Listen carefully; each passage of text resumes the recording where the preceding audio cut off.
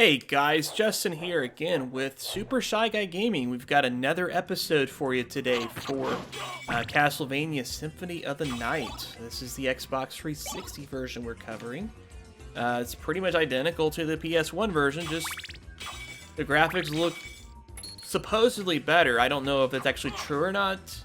But other than that, it's basically the exact same game that you probably have already played. But if you haven't, watch me play it, because that's what I'm here for, right? For you guys to watch, play video games. Wait a moment. You seem human, and yet, what do you hear? I hear a clock. I've come to destroy this castle.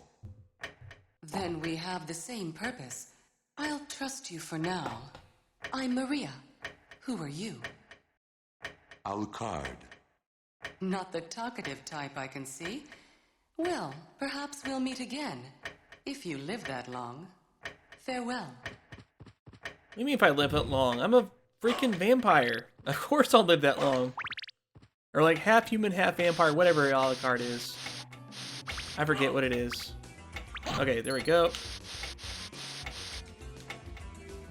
So, we met Maria. She is a central character to the storyline. Interesting fact. If you play the Sega Saturn version, which is only in Japan, or if you play the PSP version, which it's on the PSP, obviously, you can actually play as Maria in those versions. Really interesting, because that's not the case with the PS1 and the 360 version we got here. So that's pretty interesting. Can't get up here, though. How did I get up there last time, then? Wasn't I just up there? I don't know. Okay, so kill this guy that's throwing like skeletal bananas. And then that one, of course.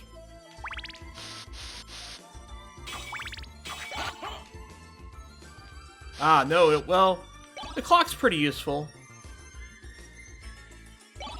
You know what? Let's use the clock, why not? It's pretty powerful. You also got a Bible, it's pretty cool.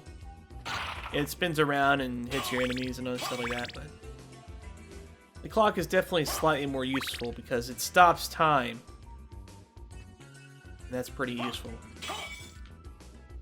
Okay, now here's a downside to the weapon I've got here. You can't do the downward slash. So that in those kinds of scenarios, it's pretty tricky to handle. There we go, just kind of run through. Usually with this game, you can't do the downward slash actually if you do like this.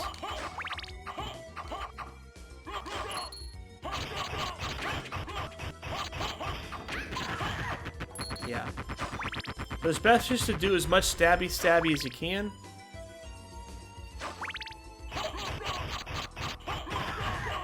Because in, like, that particular enemy is pretty weak to stabby. As you'll learn. Okay, and then we got this weird looking plant that's got like a weird freaking dolphin noise every time you hit it. Like I said, every enemy's got a really annoying sound effect.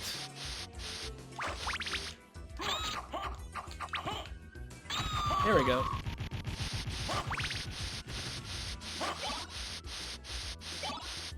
There we go. Go through here. Forgot if this... Yeah, this takes us to another area entirely. Okay.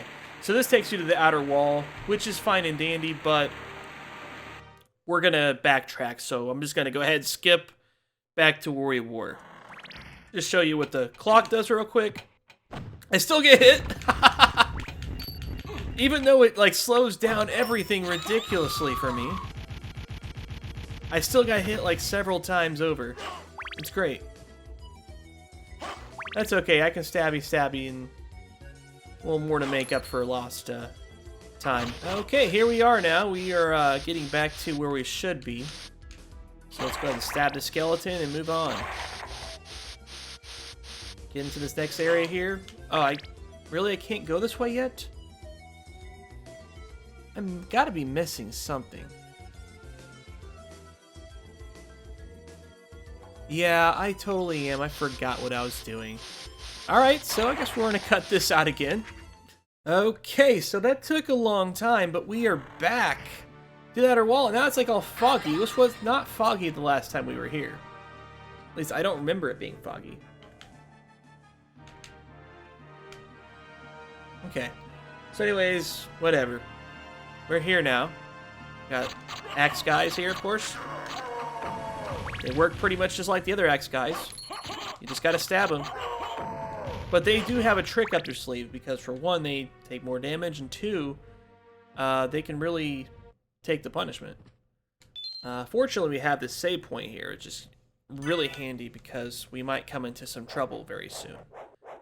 You'll notice with this game, save points are pretty fairly placed. I think that's a really good design decision. This game doesn't like punish you with placing save points several rooms before you get to a boss. Usually if you find a save point, a boss ain't too far nearby. As a matter of fact, here we are.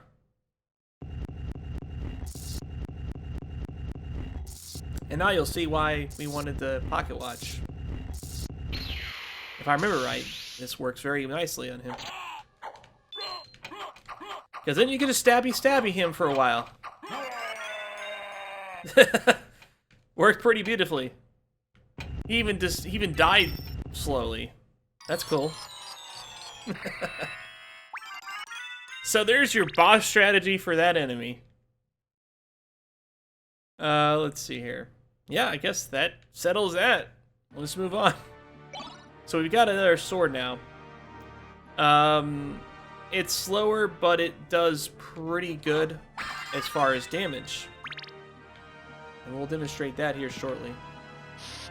I don't know why I fell down there. I guess we'll cut back to the top again. Okay, and now we are back to where we want to be, which is up here. And we're gonna open up that elevator shaft that you barely saw for a second, as that'll speed things up a little bit for us.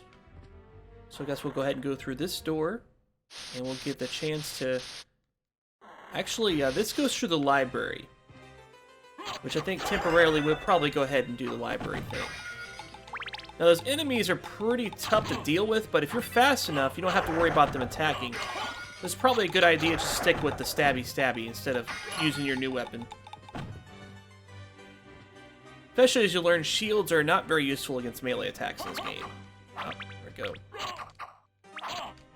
Oh, yeah, it knocked me off the screen. Thanks, bro. Gotcha.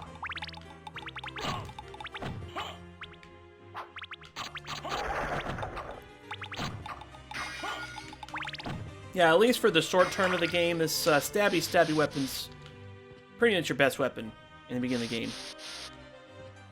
But, you know, you get such a variety of weapons in the game that, you know, there's a lot of play styles that you can choose. I mean, if you want to play more conservatively and slowly, yeah, you can probably be better off with the sword. But just bear in mind, you're probably going to do a lot of retreating and stuff like that. So we've got another piece of armor to slightly boost our defensive output. Always a welcome addition.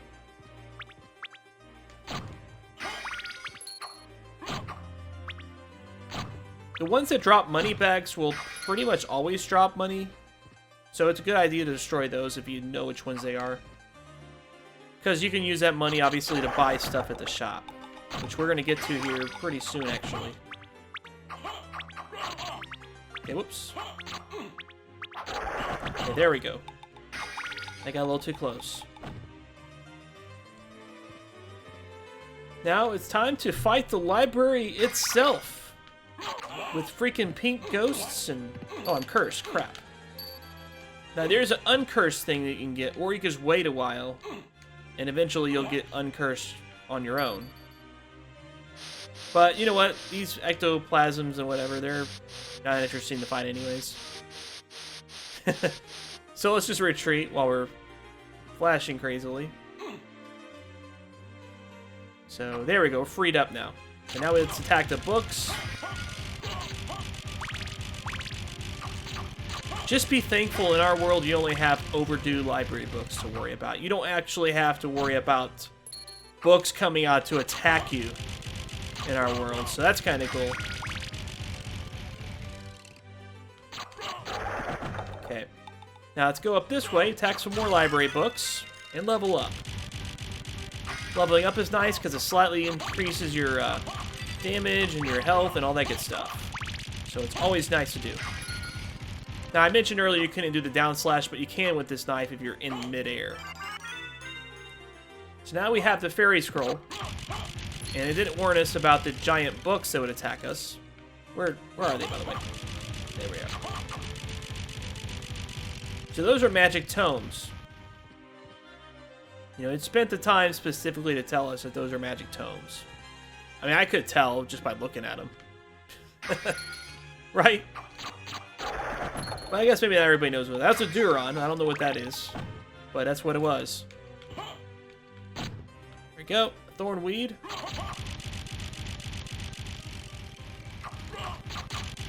I hate when weeds grow on my staircase.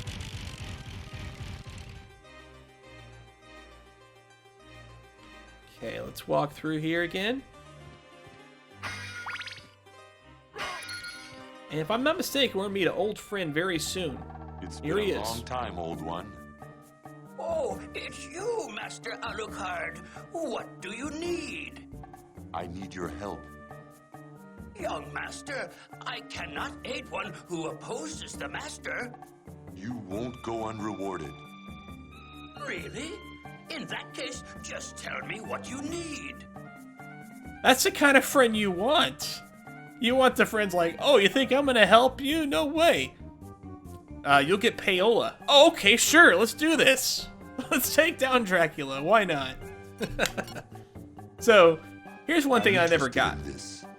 You can buy these tactics from this guy.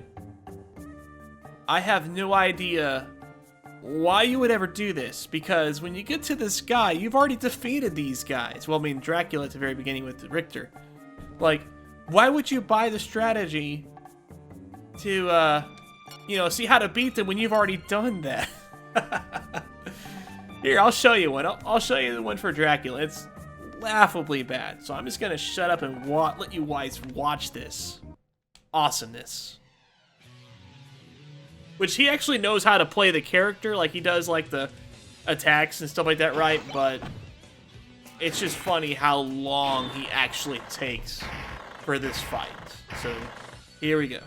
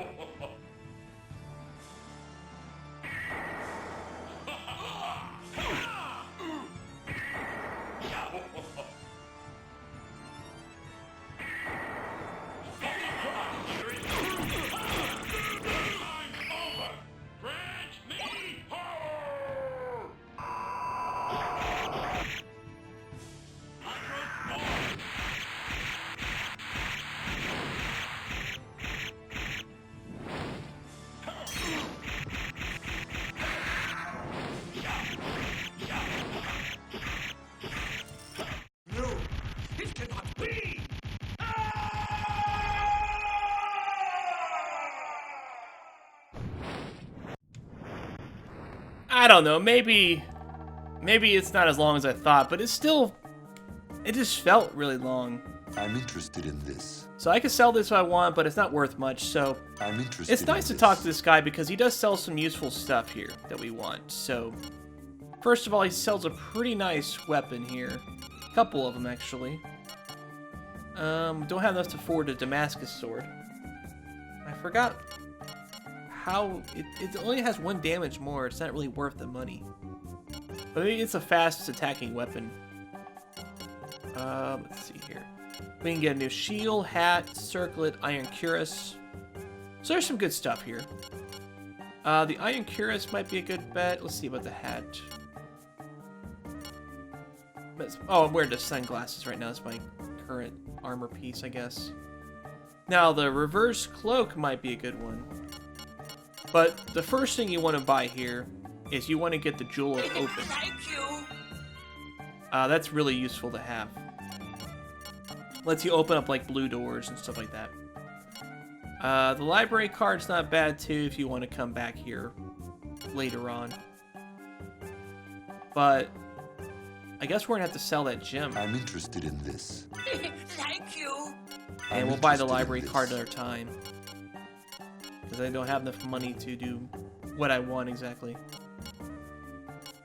It's just what do I want the mace or do I want the saber? Let's get the saber. Thank you. It's cheaper. That's a good way to base decisions, is if it's a cheaper thing or not. Basic map of Dracula's castle. Might as well. Got the money. And the iron cuirass. Thank you. Farewell So we're out of for money now, but he sold us a bunch of stuff because he's not very loyal to his, you know, his leader and stuff. So, now we can see a basic outline of the entire map, so we don't have to do any second guessing on where we're going, although, honestly, there is a lot more map than this, as you guys are going to see. So we're going to go ahead and equip that new sword now. It has quite a bit of a damage increase. And the iron cuirass is a little bit better than what we had before, so... It's not as fast, but we got a lot more range now. This will be useful to have. And we have this the beauty of being able to switch back, too. Okay, let's move on. Can't get up there, you gotta get the high jump or whatever it's called.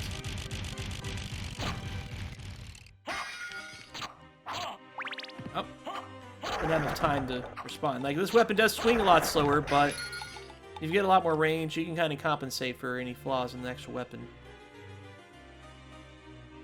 Okay. So right now, there's really nothing else we could do here, so I'm going to go ahead and go back to the outer wall. Okay, and here we are, back to the outer wall. Now we're going to open up that elevator that I talked about a long time ago, after we killed Donkey Kong's skeleton, of course. And gain another level.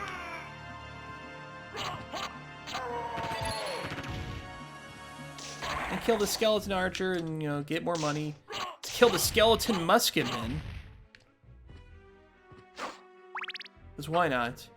And there's our little Thundercat symbol we've got to grab there. Thunder, thunder, Thundercats! Because everybody loves the Thundercats.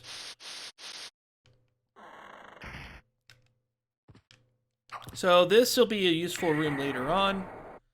Actually, technically, we can use it now. It teleported us, so we are in a different part of the castle now. We're actually really close to where we were at before.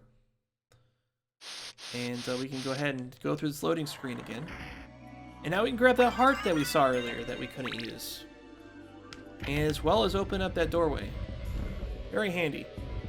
You notice with this game, it has a lot of backtracking and things like that. I mean, there's a reason why they're called Metroidvania games, because this game, along with Metroid, were the games that kind of invented this whole open world, side-scrolling area that has a lot of secrets and backtracking and things of that nature. They're both pretty good with how they've done that. I mean, Metroid, I guess, a little more genuine with how it's handled it, but this game does it really well as well.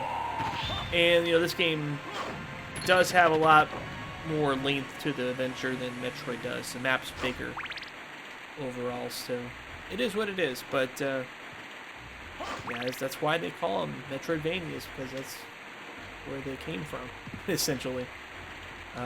So you can shoot this here, that's to activate the elevator. So now we can use the elevator to get the Spirit of the Wolf. Let's go ahead and snag that after we get Medusa's face. And there we go, our Voltron symbol.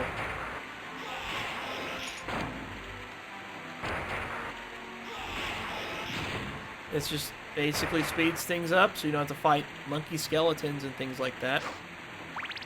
So I'm going to go ahead and I guess show you a little bit of what's down this way now. Just going to show you a little something cool. This is something that's not necessarily has to be done right now.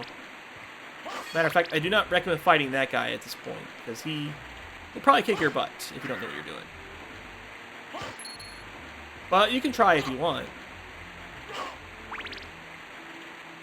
But for now, just, I guess, move your way down. Ignore the Medusa heads and whatnot if you can. Grab hearts if you need them, but I don't. So I'm still grabbing them anyways. Okay, running.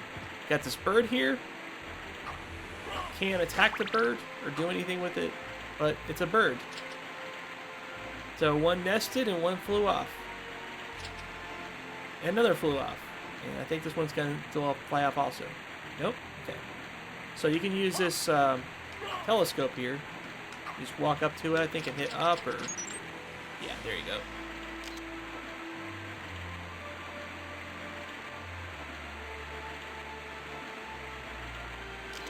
And I see nothing there, but sometimes when you see...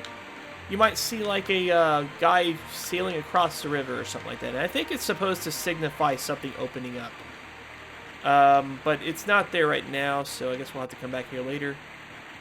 But I think this might be something here too, a sign. Nope. Well, I'm mistaken. But yeah, like I said, sometimes when you go there, there's a guy that's sailing across the river and whatever. For some reason. I think it's supposed to be Chiron.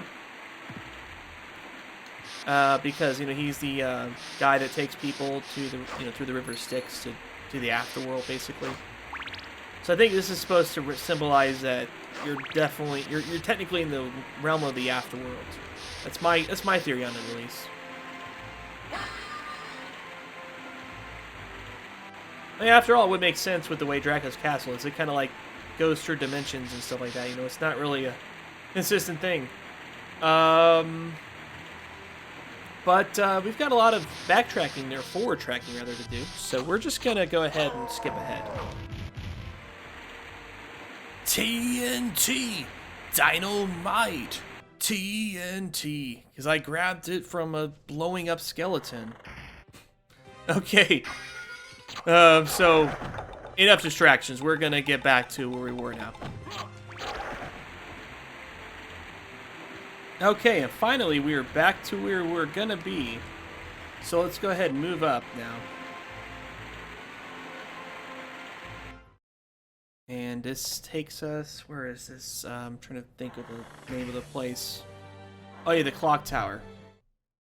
Not sure if we're supposed to go there now or if that's next. So I'm gonna see what's up here first and we'll scope it out. There's the Bible if you need it. We'll stick with the clock for now, though. It's really useful. Okay.